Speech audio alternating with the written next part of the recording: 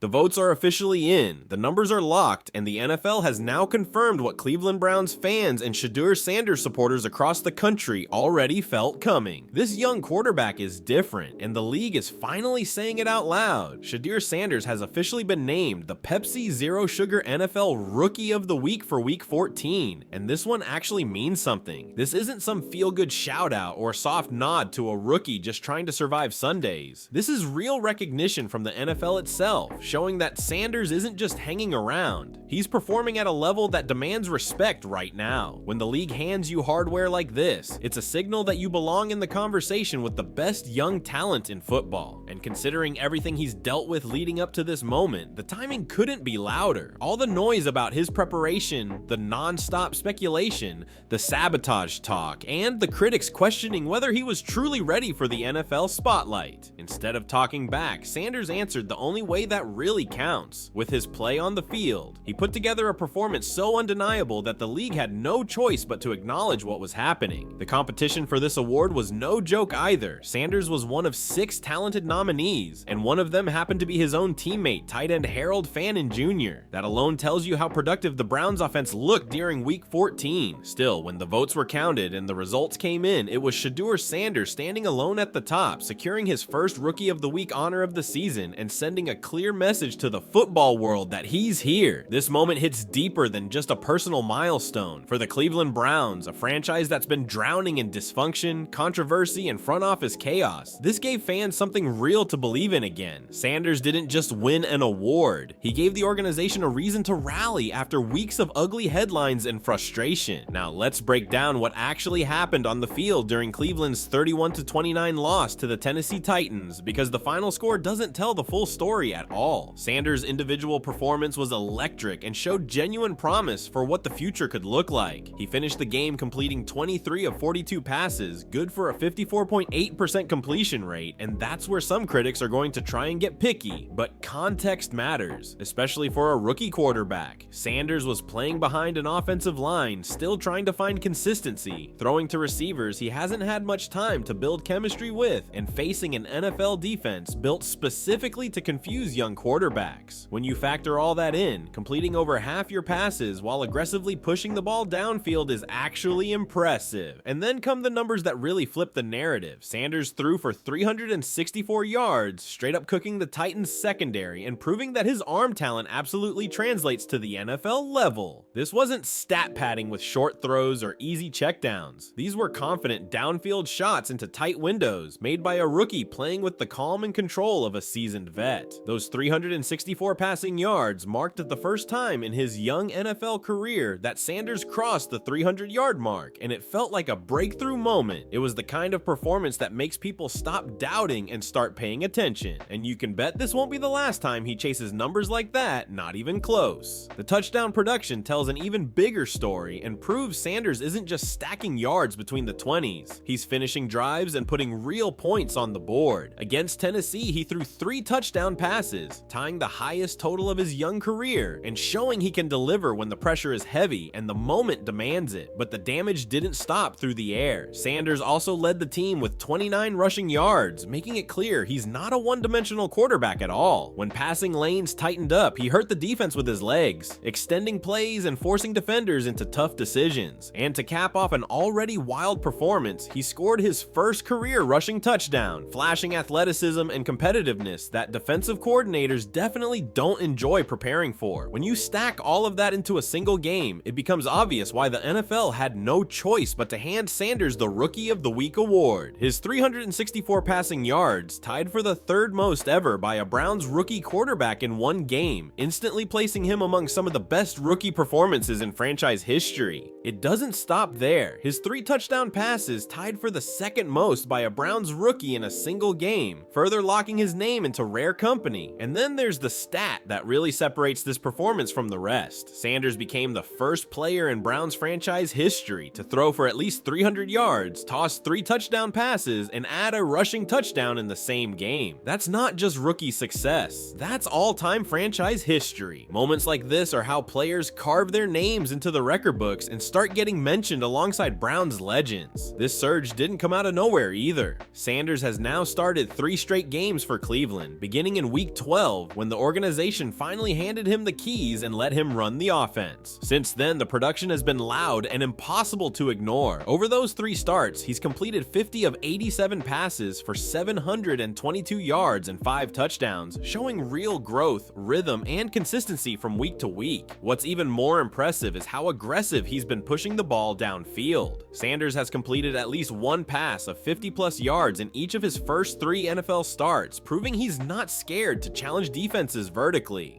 That mindset is exactly what modern NFL offenses demand from a quarterback they believe can be the future. Now, let's address the elephant in the room, because nobody's pretending this has been flawless. Through 4 games this season, Sanders has thrown 3 interceptions and been sacked 8 times. Numbers critics will jump on immediately, and to be fair, those concerns aren't completely off base. Sanders is still adjusting to the speed of the NFL, learning how fast throwing windows disappear, and figuring out when to take the easy play versus when to chase something bigger. Those interceptions are growing pains, the same mistakes nearly every young quarterback makes early on. The sack numbers tell a more layered story. Some of them are on Sanders for holding the ball too long or not cutting his losses fast enough, but others come from protection breakdowns, receivers struggling to separate quickly, and an offensive line that hasn't always held up. It's a mix of learning curves, not a single flaw, and that context matters. The key thing here is that Sanders is clearly improving, and the people inside the building are seeing that progress happen in real time. This isn't guesswork or outside hype. It's being noticed by the coaching staff that works with him every day. Head coach Kevin Stefanski, a guy who has coached and evaluated countless quarterbacks, has been openly impressed with Sanders, especially in areas that usually take years for young quarterbacks to clean up. Speaking on December 8th, Stefanski specifically highlighted Sanders' footwork and pocket presence, 2 traits that often decide whether a quarterback sticks in this league or fades out. I've been really impressed by his work ethic, and that's going back to since the moment he got here, Stefanski said, and that quote carries real weight. Those comments directly push back on the sabotage narrative that's been floating around. They show the coaching staff sees Sanders as locked in, committed, and putting in the work, even while navigating the normal growing pains that come with being a rookie quarterback. Stefanski didn't stop there either, and what he said next should matter to every Browns fan paying attention. He's still very early into his career, and he would tell you the same. You want to have constant improvement in everything you're doing. There's moments in these games that come up that are hard to replicate in practice. You can talk through them on tape, you can talk through them in a walkthrough, and then you get the rep in a game, and that's the most valuable learning tool you can have. Stefanski followed that up by saying, and I think he will only take all of that and use that to his development moving forward. Those words reveal exactly how the organization views Sanders right now. They're not treating him like a finished product, and they're not demanding perfection from a quarterback who has only made 3 NFL starts. Instead, they understand how real development actually happens. It comes from live game reps, from mistakes that sting, from seeing different defensive looks, and from learning how to adjust on the fly. More importantly, they believe Sanders has the mindset, discipline, and football IQ to take those lessons and turn them into growth. That's why this Rookie of the Week award hits differently. It's validation for everything Sanders has been grinding toward and confirmation that his talent is real. After all the early season noise, the questions about preparation, and the debates about whether he should even be starting, Sanders didn't argue. He performed. This award isn't a favor or a sympathy nod. It's earned, based strictly on production and impact on the field. And what makes this moment even louder is the timing. This recognition comes right in the middle of organizational tension, with reports from Mary Kay Cabot about emergency board meetings and potential coaching changes swirling around the franchise. While fans were demanding accountability and debating how Sanders was handled early on, his response was simple and direct. He went out and delivered a 364-yard, 4-touchdown performance that forced the entire NFL to take notice. That's how competitors move, not with excuses, not with distractions, but with results. That kind of response says everything about who Sanders is becoming. This is the mindset of someone who doesn't make excuses and doesn't get pulled off track by outside noise. Sanders stays locked in on what he can control and lets his play speak for him. That's why those 29 rushing yards against Tennessee deserve real attention, because they highlight a part of his game that makes defenses uncomfortable and hard to prepare for. Modern NFL defenses are built to contain traditional pocket passers, quarterbacks who stay planted and don't threaten you with their legs. Sanders changes that equation completely. When a quarterback can extend plays, pick up tough yards on the ground, and force defenses to account for his mobility, it stresses the entire defensive structure. Linebackers hesitate, safeties creep, and coordinators are forced to adjust their game plan. That first career rushing touchdown wasn't just a nice stat or a personal milestone, it was a statement. It showed Sanders can beat you in more than one way and won't be boxed into a single role. When you step back and look at his overall body of work through his first 3 starts, the direction is clearly trending upward. Have there been mistakes? Absolutely. Have there been learning moments? No doubt. But the production has been consistently strong. 722 passing yards over 3 games averages out to 240.7 yards per game, a pace that stacks up with some of the more productive passing offenses in the league if sustained. Add in 5 total touchdowns, and it's clear he's finding ways to put points on the board when the team needs it. What really stands out is the explosive element. Completing 50+ yard passes in every single start proves Sanders has both the arm strength and the confidence to attack defenses deep. That's not optional at the NFL level. That's a requirement for quarterbacks expected to lead offenses long term. The interceptions and sack totals are areas that need to improve, and nobody's hiding from that. But those issues are also typical for young quarterbacks and are often the first things to clean up with experience and better support around them.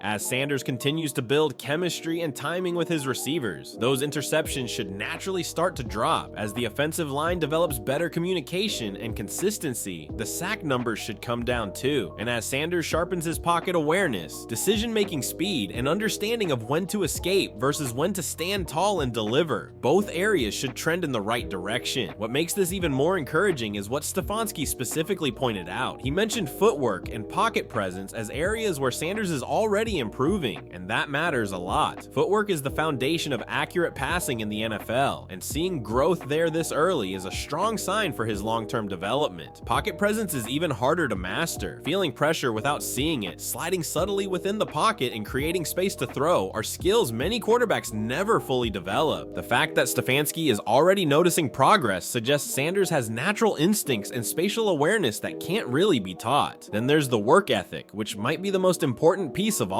The league is full of talented quarterbacks who never reach their ceiling because they didn't put in the work. Sanders doesn't fall into that category. When you combine high-level physical tools with a willingness to grind in the film room, stay late, and constantly refine your game, that's how franchises find quarterbacks who can lead for years. And that's exactly the path Sanders appears to be on. This Rookie of the Week award should quiet a lot of the doubters who questioned whether Sanders was truly ready for the NFL, or if his success at Colorado was simply the product of a college system built around him. The NFL doesn't hand out weekly awards to players who aren't performing at a genuinely high level, and this recognition makes that crystal clear. The competition for these rookie honors is intense. Every week, talented first-year players across the league are putting up numbers and making plays. For Sanders to come out on top means he delivered one of the strongest rookie performances in the entire NFL that week, across all teams and all positions. That's a serious accomplishment for a quarterback with only 3 career starts. The fact that his teammate Harold Fannin Jr. was also nominated says a lot about the potential of this Browns offense when things start clicking. If Cleveland can get Sanders and Fannin operating at a high level together, keep the receiving group productive, and continue improving the offensive line, this offense could quickly become one of the more exciting young units in the league. Sanders has already shown he can push the ball downfield, create plays with his legs, and score in multiple ways. Now the next step is consistency. Cutting down mistakes, managing games cleanly, and putting together full 4-quarter performances where the offense stays aggressive from start to finish. And the historical significance of what Sanders accomplished simply can't be brushed aside. Becoming the first Browns player ever to throw for 300+ yards, 3+ passing touchdowns, and add a rushing touchdown in the same game is huge. This franchise has existed since 1946, has seen decades of great players, and yet nobody had ever done that. Until Sanders did it it in just his third career start. That's the kind of performance that sticks. It becomes part of franchise history and starts shaping the identity of a young player as someone capable of doing special things that even legends never pulled off. So what happens next matters just as much. First, the Browns need to fully commit to Sanders as the starter and continue building the offense around his strengths. That means giving him reliable protection, quality weapons, and the support he needs to succeed. Second, the coaching staff has to keep refining his fundamentals while still allowing him to play free and trust his instincts. That balance is key for young quarterbacks who thrive on confidence and creativity. And third, the organization has to clean up the dysfunction at the leadership level. Stability matters, and Sanders needs an environment where he can focus on football without unnecessary distractions pulling attention away from development. If Cleveland can get those things right, the ceiling is extremely high. Sanders has already shown arm talent, athleticism, intelligence, and competitive edge in a very small sample size. Now it's about putting the right pieces around him and letting that potential fully develop. Now I want to hear from you. Drop your thoughts in the comments and let me know how you feel about Shedeur Sanders winning NFL Rookie of the Week. Do you think this is just the first of many awards? How high do you see his ceiling as an NFL quarterback? And do you trust the Browns to support him the right way moving forward? If you enjoyed this breakdown, make sure to hit the like button. It really helps the channel. Subscribe if you want more coverage on Sanders and the Browns, and turn on notifications so you don't miss the next big moment. And definitely share this video with other Browns fans who need to see what's happening right now. This story is just getting started, and we'll be here covering every step of the journey.